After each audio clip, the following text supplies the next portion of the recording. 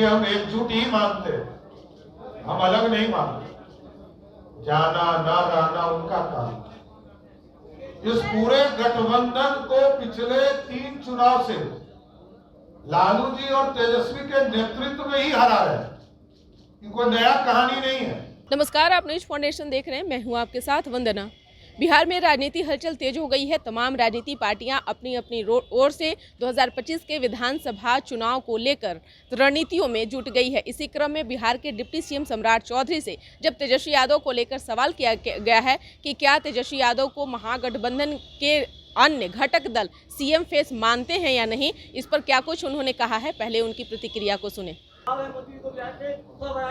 देखिए, स्पष्ट है, एक सेक्टर रोड सेक्टर का दरवाजा खोलिएगा तो 1 लाख करोड़ रुपया का इन्वेस्टमेंट बिहार में होगा। और मोदी जी, और देखिए तुलना, लोग कहते हैं कि तुलना क्यों करते हैं। 10 साल तक कांग्रेस पार्टी का सरकार रहा देश में, लालू जी सुपर पावर थे। बिहार को कितना पैसा मिला? 1,93,000 करोड़ रुपया, मतलब 2 लाख करोड़ रुपया भी नहीं।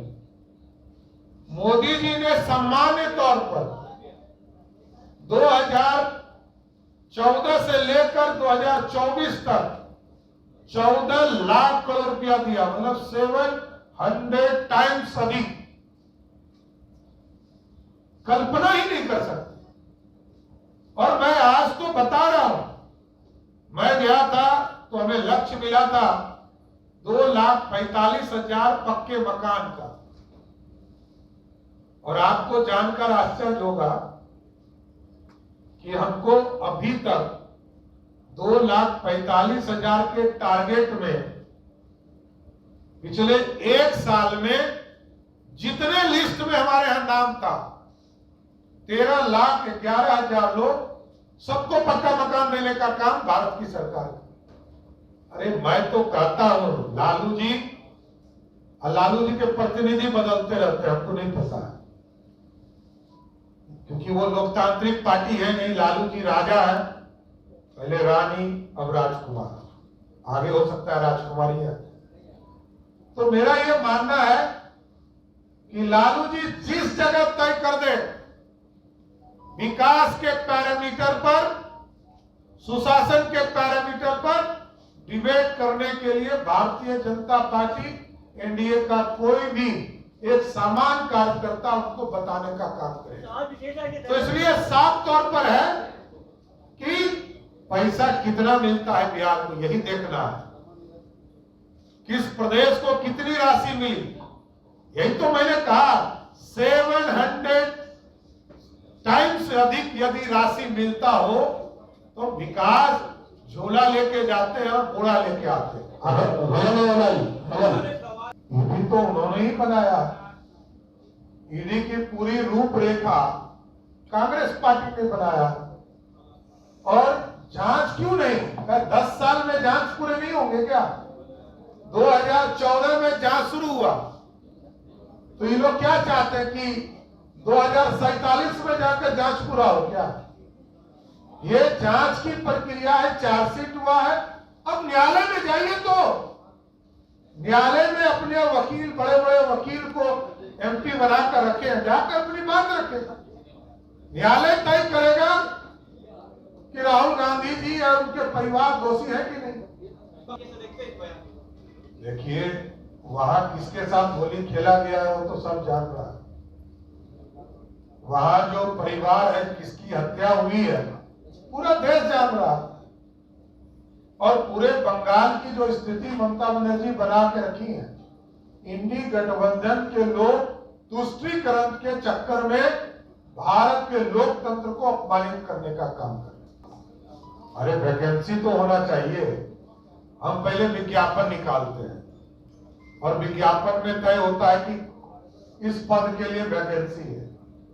यहाँ तो आदरणीय नीतीश कुमार जी वैकेंसी पे पहले से स्थापित है। तो जब तक वैकेंसी नहीं होगा तब तक कोई आदमी का नॉमिनेशन कैसे होगा? इसलिए वैकेंसी ही नहीं है। नीतीश कुमार जी मुख्यमंत्री हैं और आगे भी रहे। लास्ट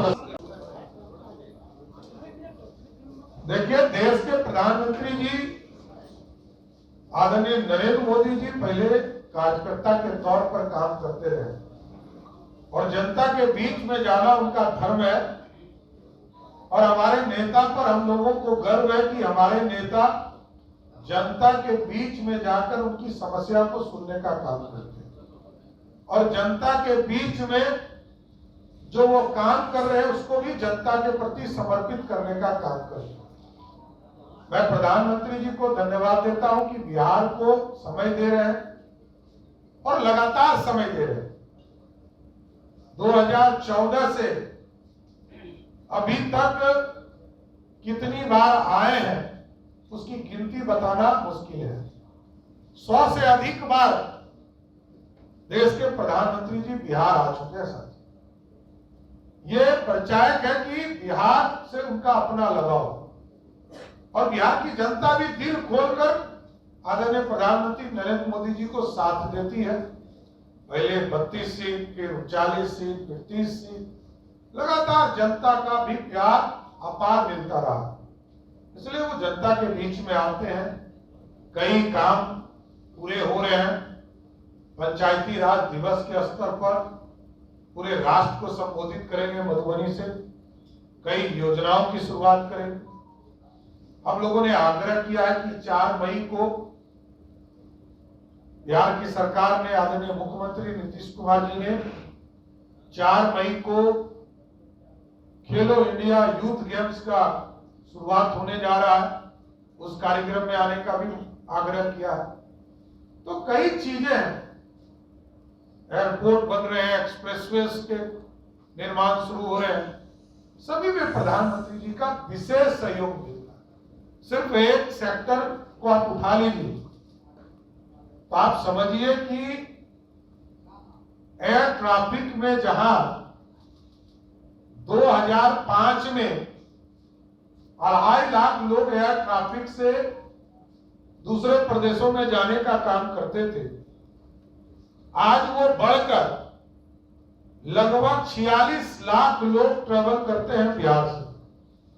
और ये कल्पना आदरणीय प्रधानमंत्री जी ने तय किया है कि सिर्फ पटना एयरपोर्ट से अगले 15 दिनों में 1 करोड़ लोग यात्रा कर पाएंगे। इसके साथ साथ 10 नए एयरपोर्ट का निर्माण, छोटे और बड़े एयरपोर्ट के निर्माण का काम चल रहा है। इसलिए साथियों, नरेंद्र मोदी जी की सरकार लगातार जनता के भलाई के लिए काम कर रही है, उनके विकास के लिए काम कर रही है। और दूसरे तरफ कांग्रेस पार्टी और राष्ट्रीय जनता दल भारत और बिहार को लूटने में लगे। देखिए, हम एकजुट ही मानते हैं, हम अलग नहीं मानते। जाना ना रहना उनका काम। इस पूरे गठबंधन को पिछले 3 चुनाव से लालू जी और तेजस्वी के नेतृत्व में ही हरा है। कोई नया कहानी नहीं है। 2019 में भी हराने का काम किया गया, 2020 में भी हराने का काम किया गया और 2025-24 में भी हराने का काम। इसलिए हम हराने, जनता के आशीर्वाद से 2025 में इस पूरे गठबंधन को हराए। एक को नहीं हराना है, पूरे गठबंधन को हराना। को जमानत भी दिया और 2016 में सुप्रीम कोर्ट ने कार्रवाई रद्द करने से इनकार कर दिया। कहा केस चलता रहेगा, लेकिन आरोपियों को सदैव उपस्थिति से छूट दी गई। तो मेरा यह स्पष्ट मानना है कि नेशनल हेराल्ड ये इस देश के स्वतंत्रता सेनानियों का अपमान है। देश के लोकतंत्र के लिए ये एक तरह से विश्वासघात है।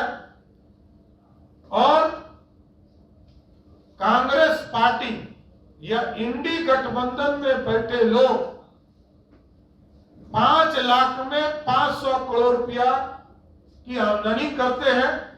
ये भ्रष्टाचार है, ये अपराध है। जनता के बीच में भी हम जाएंगे और न्यायालय में भी सबूत है।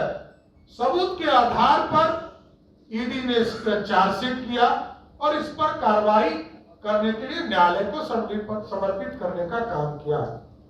इसलिए आज देश के आम लोगों से, बिहार के आम लोगों से जरूर ये बताना चाहते हैं कि कांग्रेस पार्टी इस देश को खोखला बना रही है और जान बनाने का काम कर रही है। और नेशनल हेराल्ड और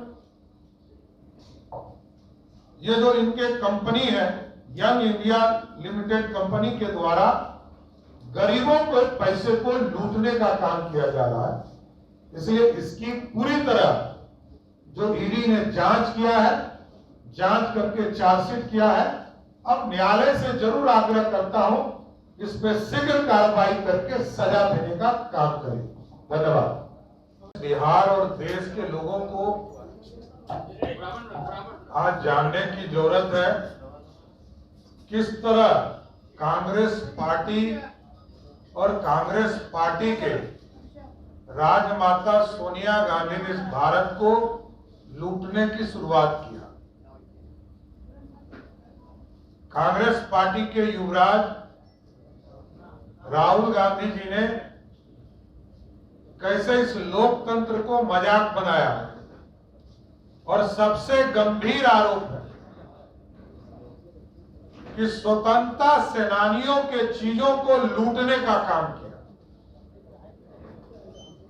जिस संस्था का निर्माण भारत के स्वतंत्रता सेनानियों ने किया उसको भी लूटने का काम कांग्रेस पार्टी के लोगों ने किया। जिस तरह आप जानते हैं कि नेशनल हेराल्ड के माध्यम से 15 अप्रैल को चार्जशीट दाखिल किया गया और चार्जशीट में श्रीमती सोनिया गांधी, श्री राहुल गांधी, श्री सैम पित्रोदा, सुमन दुबे के नाम शामिल हैं। और साथियों, सबसे बड़ी चिंता का विषय है कि नेशनल हेराल्ड का जो मामला है इसको भी पूरे देश को जानने की जरूरत है और बिहार के लोगों को इसको इसलिए भी जानने की जरूरत है कि रोज कांग्रेस पार्टी जो ये कहती थी कि हम संस्थाओं का इज्जत करते हैं, आज ही जिस तरह की घटना पटना में ईडी ऑफिस में कांग्रेस पार्टी के कार्यकर्ताओं ने किया, आंदोलन करना उनका संवैधानिक दायित्व भी है और ये लोकतंत्र कहता भी है। लेकिन जिस तरह ईडी के ऑफिस को चीजों के ऊपर कालिख पोंछने का काम किया, तो ये ईडी ऑफिस पर कालिख नहीं पोंछता, ये मनमोहन सिंह जी ने ईडी की व्यवस्था किया था इस देश में। ये मनमोहन सिंह जी और कांग्रेस पार्टी ने अपने चेहरे पर कालिख पोंछने का काम किया है। और ये आप सोचिए, ये भारत लोकतांत्रिक देश है। इस देश में पंडित नेहरू के साथ ने मिलकर 20 नवंबर 1937 को एसोसिएट जनरल लिमिटेड यानी एजीएल का गठन किया था। और इसमें सिर्फ पंडित नेहरू नहीं थे, इसमें 5000 स्वतंत्रता सेनानी भी इसमें शेयर होल्डर थे। स्वतंत्रता सेनानी में आपको जानकर आश्चर्य होगा कि इसमें वरिष्ठ पूर्व कानून मंत्री शांति भूषण जी और जो पूर्व मुख्य न्यायाधीश मार्केट काजू के इनके पिताजी शेयर होल्डर हुआ करते थे, मार्कंडेय काजू जी के पिताजी। और उनके पैसे को भी कांग्रेस पार्टी के लोगों ने राहुल गांधी जी का परिवार, सोनिया गांधी जी का परिवार कैसे लूटकर अपने जेब में डालने का प्रयास किया। मैं बताना चाहता हूं कि 2010 में सोनिया गांधी और राहुल गांधी जी की एंट्री हुई। 2010 में एजीएल के 1057 शेयर धारक थे। इसी वर्ष 5 लाख रुपए से कांग्रेस ने यंग इंडिया लिमिटेड कंपनी बनाई।